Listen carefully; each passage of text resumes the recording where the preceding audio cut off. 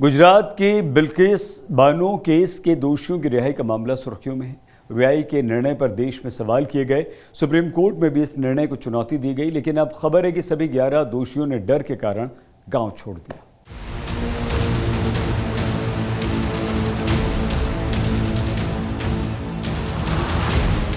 गुजरात के दाहोद जिले का रणधीकपुर गांव। गुजरात दंगे की पीड़ित बिल्किस बानो के इस गांव के कई घरों में ताले लगे हैं। इन बंद घरों में ही रहते थे बिल्किस बानो केस के वो दोषी जिनको 18 साल की सजा पूरी होने के बाद गुजरात सरकार ने रिहा किया।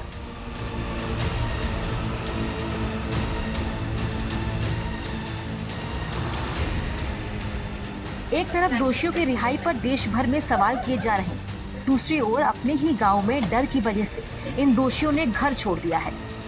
आज तक ने रणधीकपुर गांव का दौरा किया। सबसे पहले हमारी टीम आरोपी शैलेश भट्ट और मितेश भट्ट के घर पर गई। यहाँ घर के दरवाजे पर ताला लगा था। हमने पड़ोसियों से बात करने की कोशिश की। ये जानने की कोशिश की गई कि रिहाई के बाद उनकी जिंदगी किस तरह बदली है। पड़ोसियों ने बताया कि रिहाई के बाद से ही शैलेश और मितेश गांव से बाहर हैं। बिल्किस बानो केस में 11 लोगों को गुजरात सरकार ने जेल से रिहा किया। 11 लोग इस वक्त रणधीकपुर के जो है वो वापस अपने घरों में लौट चुके हैं, लेकिन वो 11 लोग फिलहाल अपने घर में नहीं है। पिछले इतने दिन बीत चुके हैं, लेकिन 11 लोग बिल्किस बानो केस में अपने घर पर नहीं रह रहे हैं। शैलेश और मितेश के घर से सिर्फ 50 मीटर की दूरी पर ही बाका भाई का घर है। बाका भाई के घर पहुंचने पर उनकी पत्नी मंगली बेन और बच्चों से मुलाकात हुई। घर की हालत बेहद जर्जर है। परिवार का कहना है कि रोजाना पेट भरने लायक भी पैसा नहीं है।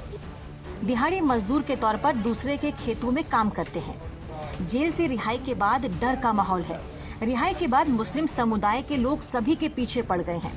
मंगली बहन ने दोषियों के स्वागत में पटाखे चलाने या डीजे बजाने की खबर को गलत बताया। वो आए हैं और डर लगती है उसको, इसलिए वो चले गए वापस। कब चले गए? कब से चले गए वो? जिस दिन रिहा हुए? रिहा हुए दूसरे दिन चले गए वो लोग। क्यों, क्या वजह रही? वो लोग बोलते हैं कि हमको खुले हम घूमते हैं फिरते हैं, हमको उसकी डर लगती है, इसलिए गांव में रहने नहीं चाहिए, ऐसे बोलते हैं लोग, मुस्लिम लोग। इसलिए वो चले गए। नहीं, फटाके तो नहीं फोड़े थे, जूस नहीं हुआ था।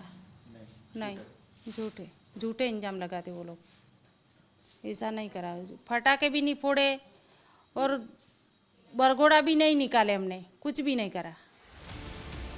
आज तक की टीम ने स्थानीय डॉक्टर नीलेश बामनिया से भी बात की। अभी ये जब छूटे और घर आए तब भी माहौल शांत था और हमको भी पता नहीं था कि वो छूट के आए। हमने सुबह देखा, आए बिल्कुल शांति से आए, ऐसे कहीं बोल रहे कि पटाखे जलाए, ऐसे भी नहीं है कहीं भी।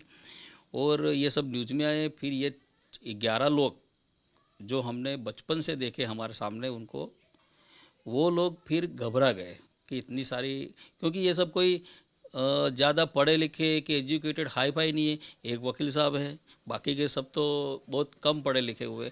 उनको ऐसा लगा कि ये पूरा देश, ये पूरा मीडिया हमको आरोपी मान रहे हैं और वापिस पकड़ ले जाएंगे। और सबसे ज़्यादा उनको ये लगा कि हमको ये जो लोग हैं हमारे नाम दे रहे, वो सब हमको कहीं फंसा ना दे।